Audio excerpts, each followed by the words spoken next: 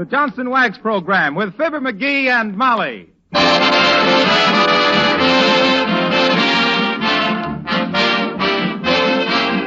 The makers of Johnson's Wax and Johnson's Self-Polishing Glow Coat present Marion and Jim Jordan as Fibber, McGee, and Molly with Jimmy Shields, Bill Thompson, and Billy Mills Orchestra. The show opens with Anything Goes.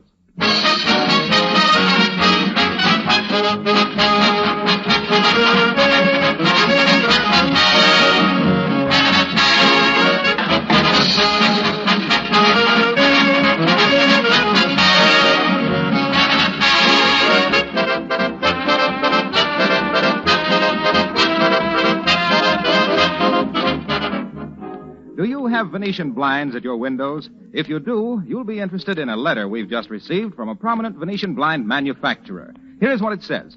Many times we're asked to advise the best method of preserving wood-slat Venetian blinds.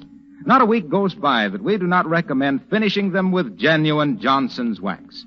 This makes the slats come out bright and shiny, gives them protection and beauty that will last an indefinite period. If you do have Venetian blinds, take the advice of this manufacturer and protect them with a shining coat of Johnson's Wax. In fact, it's good housekeeping practice to Johnson Wax many other articles in your home. Wax your floors, and you need never scrub them again.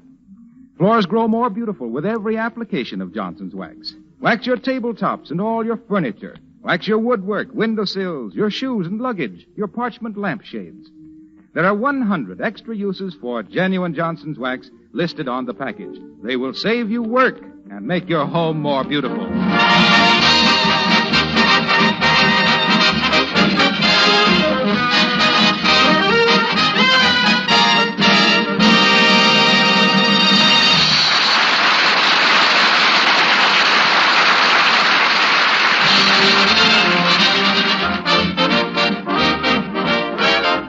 Well, appearances are certainly deceiving.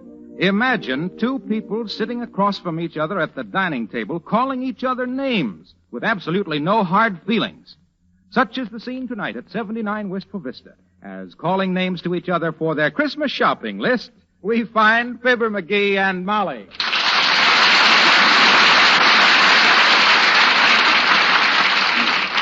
Harlow Wilcox. Harlow Wilcox. Jimmy Shields. Jimmy Shields. And, oh yes, your Uncle Dennis.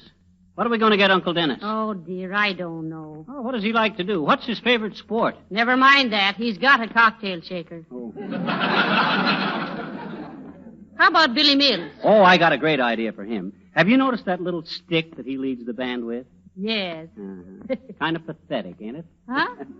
A band leader of his standing trying to control all them wolves with practically a twig. Well, I never thought of that, did Well, I have. I'm going to get him a stick about 6 feet long and 2 inches thick, so he can really reach out and wham them windjammers.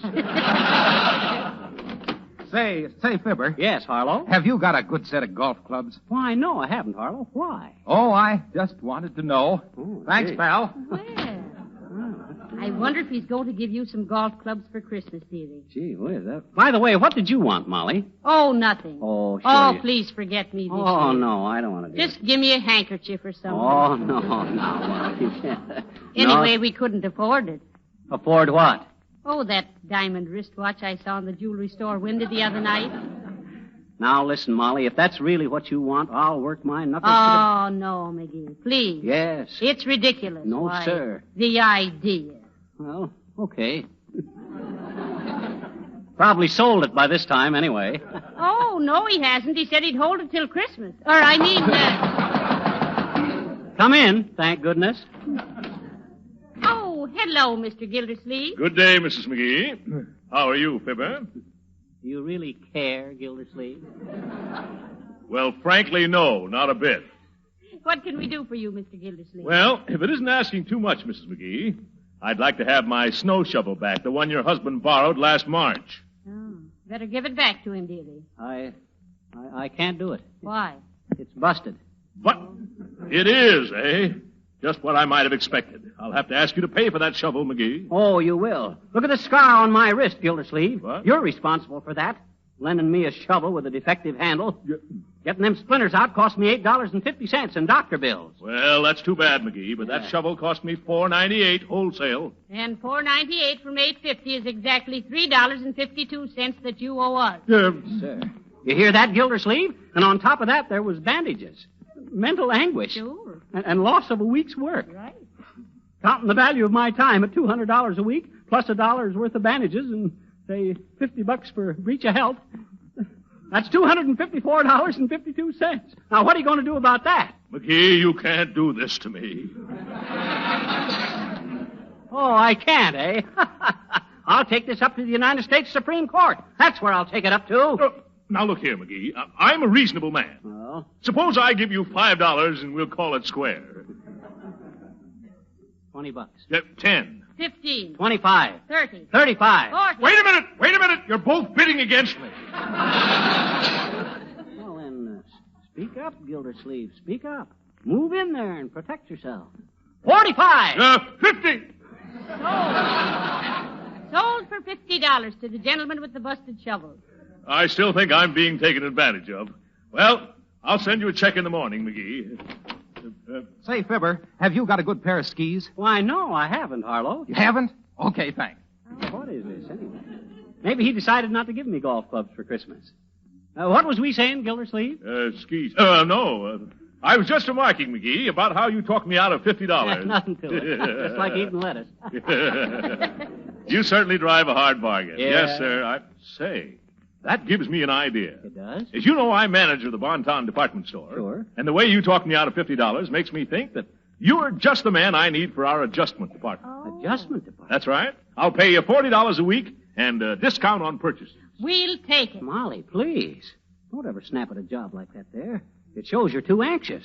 Let's find out more about this thing before we make any Well, never mind. Then I just thought... I'll take it, Gildersleeve. Now that I've had time to think it over. When do I start? Right away, McGee. Get right down there. Wait a moment. I'll call them and tell them you're coming. Oh. May I use your telephone? Sure, here you are, Gildersleeve. Thank you. Hello, operator. Give me the Bonton department store. Oh, is that you, Mert? How's every little thing, Mert? Hey, cut that out, Gildersleeve. Quiet. What say, Myrtle? A busy signal? Yes, all right. I'll call him later. Well, you get downtown right away, McGee. I'll be waiting for you in my office. Okay. Oh, isn't that wonderful? Yeah. Come on, McGee, get your hat. Where are you going? Down in the basement and ease my conscience. What do you mean? Well, I gotta play fair with Gildersleeve. I'm going down and bust his snow shovel.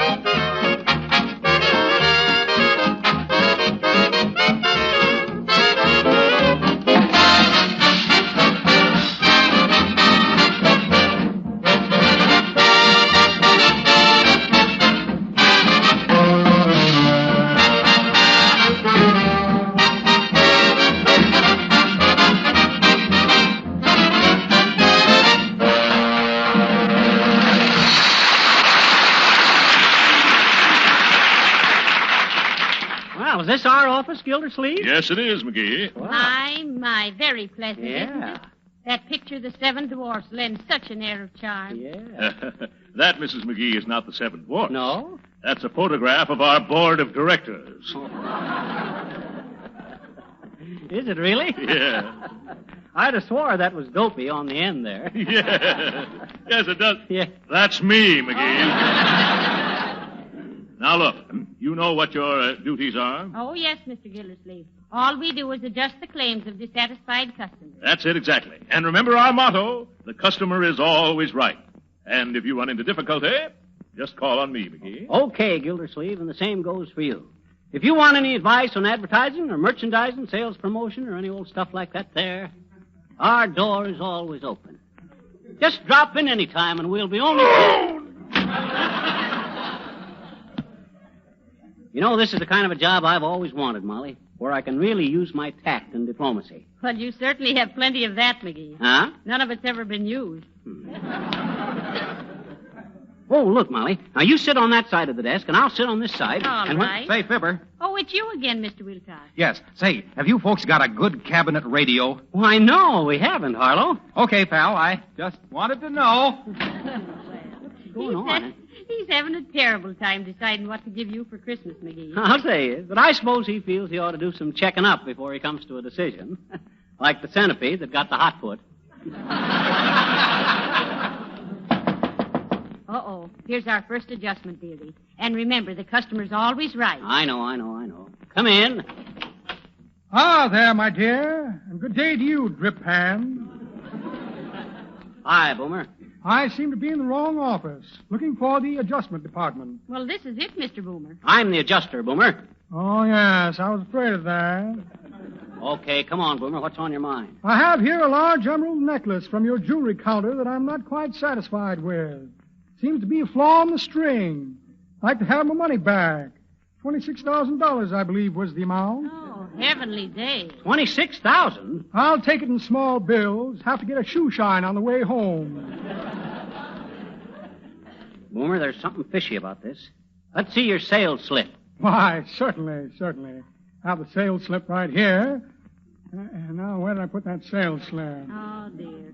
Let's see. Here's a snapshot of my nephew, Wyandotte Boomer. Splendid name for the lad. Wyandotte. Feather-brained, chicken-hearted, foul-mouthed, and a clucking general. Ah, what's this? Oh, yes. A wallet I found in a passing hip pocket. Clumsy fellow. He should never have tried to carry the pigskin around the end zone.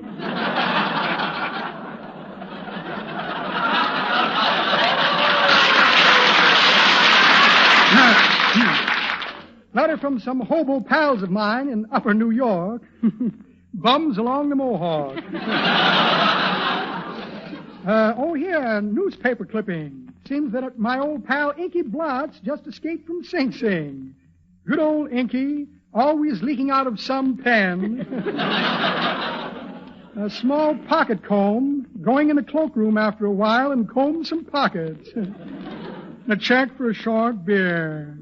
Well, imagine that. No sales slip. Must have slipped out of my pocket while I was crawling out from under the counter.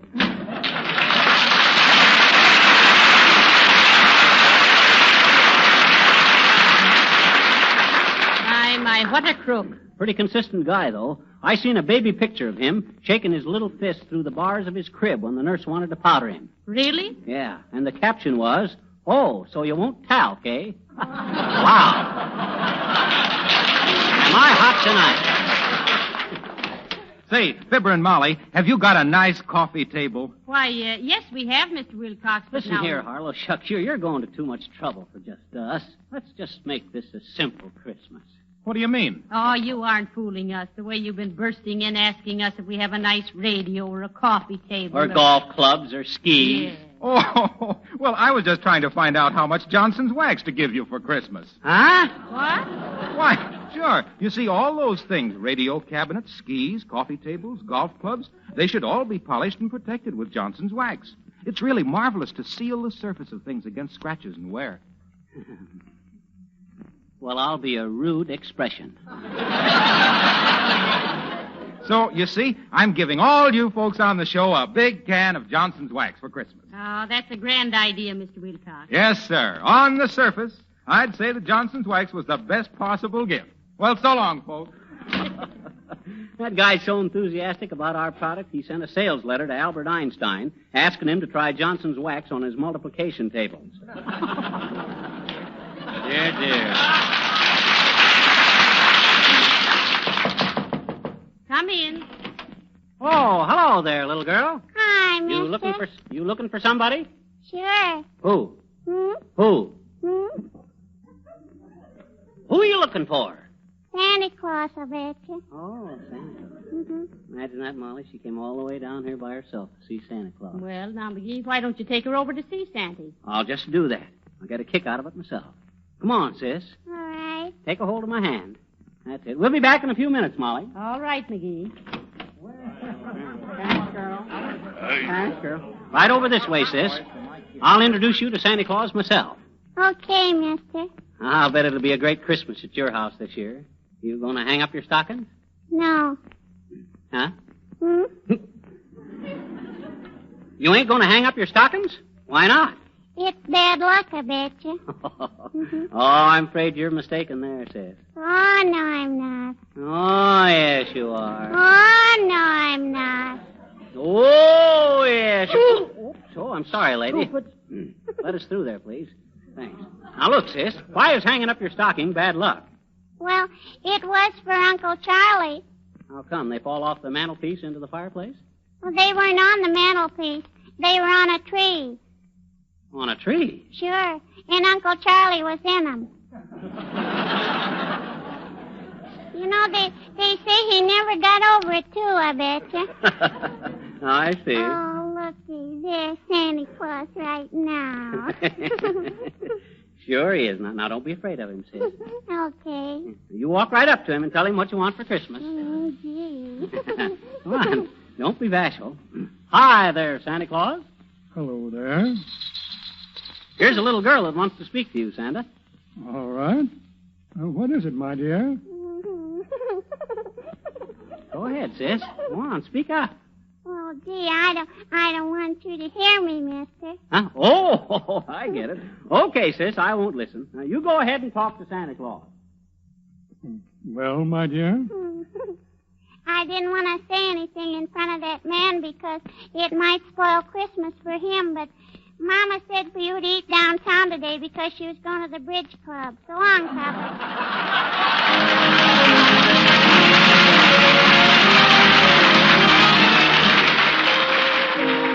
Folks, Jimmy Shields sings A Pretty Girl is Like a Melody. Take it, Jimmy.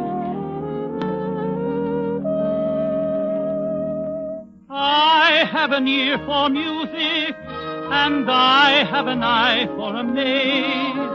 I like a pretty girlie with each pretty tune that's played. They go together like sunny weather goes with the month of May. I've studied girls and music, so I'm qualified to say, oh, pretty girl is like a melody that haunts you night and day, just like the strains of a haunting refrain. She'll start upon a marathon and run around your brain. You can't escape. She's in your memory by morning, night, and noon. She will leave you and then come back again. A pretty girl is just like a pretty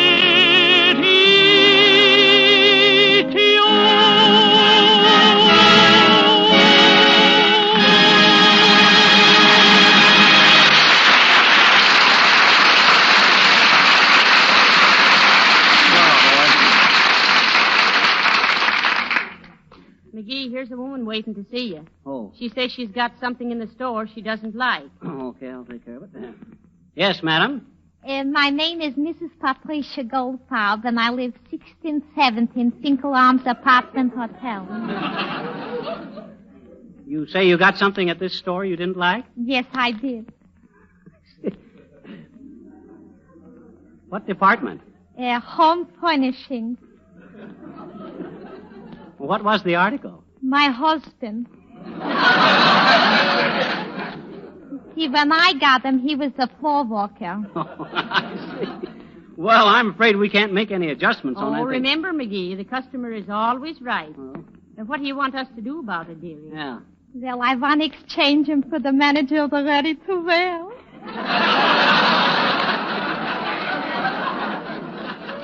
Okay, sis, we'll have the driver pick up your husband in the morning. When you wrap him up, be sure and enclose your marriage license, or your sales slip.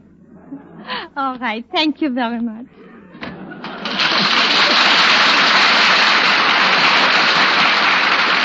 Imagine a thing like that. Of all the dad-ratted silly things to want us to exchange, I think... McGee. Remember our motto, the customer is always right. Well, they ought to change it. To what? To many happy returns of the stuff. Hello there, Johnny. Hello, daughter. This the adjustment department? Why, yes, it is, Mr. Oldtimer. Good. I bought a radio here the other day, and while I was putting the aerial up, I fell off on the roof. Sprained my back. Well, that's too bad, old-timer, but what are we supposed to do about it? Adjust it. Huh? I think it's this bird zebra right here, Johnny. Well, I'm sorry, but you better see a doctor about that. You should have been more careful anyway, old-timer. With all these new built-in antennas, you might have known the aerial business was falling off. Plunk. That's pretty good, Johnny. But that ain't the way I heard it. The way I heard it, one feller says to t'other feller, says, I see where the next issue of Liberty magazine is printing an article about them radio comedians, Fibber, McGee, and Molly. Is that so, says t'other feller. Never heard 'em. They ain't any good? Not at the start, says the first feller. But the last half hour picks up pretty fast when that Bob Hope feller comes in.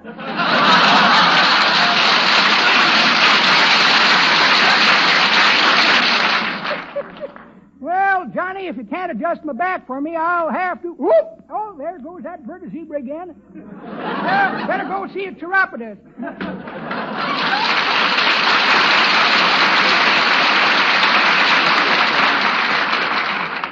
That old flub bucket. I suppose he thinks I'm impressed because I got my name in a magazine. Shucks, I probably won't even read it. Well, then why did you order 50 copies from the boy at the newsstand? Oh, well, not that. Shucks, I thought they'd make nice Christmas presents for some of them. Uh-oh. Adjustment department. Oh, very well. Send her right up and we'll talk to her. All right. They're sending a lady up with a complaint, dearie. What kind of a complaint? She's dissatisfied with some red flannel underwear she bought here. Red flannel underwear? Okay, I'll talk to her in a minute. In the meantime, I'm going to run out and get a drink of water. I'll be right there. Now, let me see. A man at 1414 Oak Street complains that the electric train he bought for his little boy is too easy to operate. The lad runs it while his father's at the office. And now, let's see. The lady's coming in about the red flannel underwear. Oh, must be her now. Come in. Oh, how do you do, Mrs. McGee? Oh, how do you do, Mrs. Uppington? Have a chair. Oh, that's what I stopped in to complain about, Mrs. McGee. I bought some dining room chairs here that simply will not do. Oh, dining room chairs. Why, we thought that... Oh, how do you do, Mr. McGee? Oh, hi, Uppy. Uppy with red flannel underwear? Oh, well. Well, I understand you got a complaint about some stuff you bought here. What's the matter with them? Well, they're horribly uncomfortable in the first place.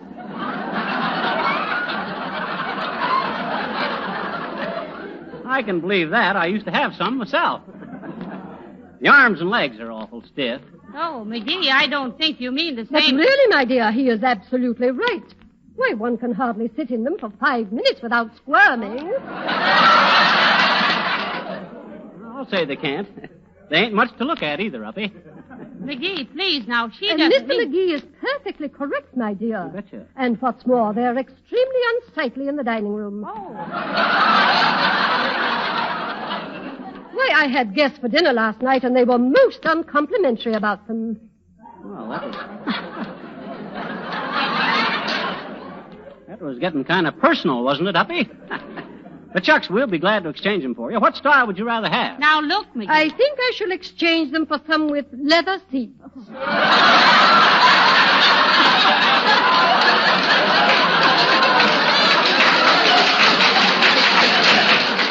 Leather seats, huh? Well, I don't know, Uppy. Of course, they'd wear much longer, but washing them might be a bit of a problem. Oh, no. They can easily be sponged off. What kind do you have yourself, Mr. McGee? Well, mine are white, Uppy. Oh, really? My, how smart. Antique? Oh, yeah, kind of, but they'll see me through another winter. Only trouble is the buttons keep coming off the older they get. Say, McGee, for the last time, I'd like to explain No, it's that... all right, Mrs. McGee. I quite understand. The buttons do come off. Betcha. I don't think the factory nails them on properly in the first place. Nails them on? Who ever heard of nails in a suit of red flannels? Red flannels? Red flannels. Mr. McGee. Huh? Well, I must say I have never been quite so insulted in all my life. Insulted? I shall certainly report your insolence to the manager. Good day, sir. Red flannels.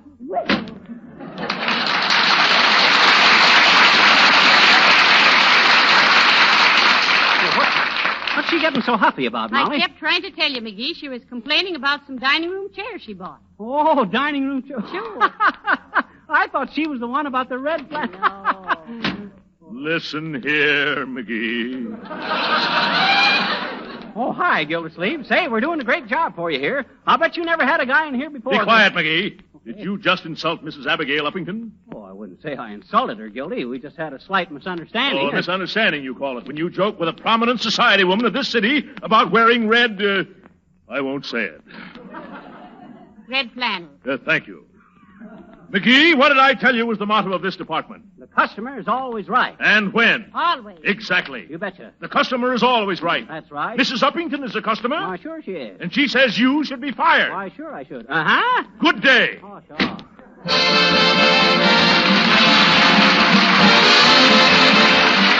Fibber and Molly will be back in just a moment. In the meantime, can't you remember the days when your mother scrubbed her kitchen floor on hands and knees and then spread old newspapers down to protect the linoleum? Even with the newspapers, the floor soon got scuffed up again. And with the hardest scrubbing, it never really looked bright and fresh.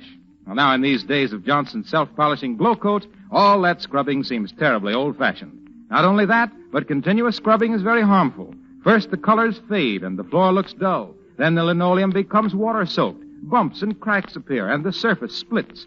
After that, you have to buy new linoleum. But with Johnson's Glow Coat, it's quite another story. There's practically no work, no rubbing or buffing at all. You simply apply Glow Coat, let it dry, and behold your floor shining with a new beauty. The colors gay and bright. The floor protected with a long-lasting, beautiful polish. Linoleum manufacturers themselves advise against scrubbing. Housekeeping institutes do, too. They recommend this safe, easy method, the Glow Coat self-polishing method. I'm sorry, folks, but our time is up. Good night. Good night, all.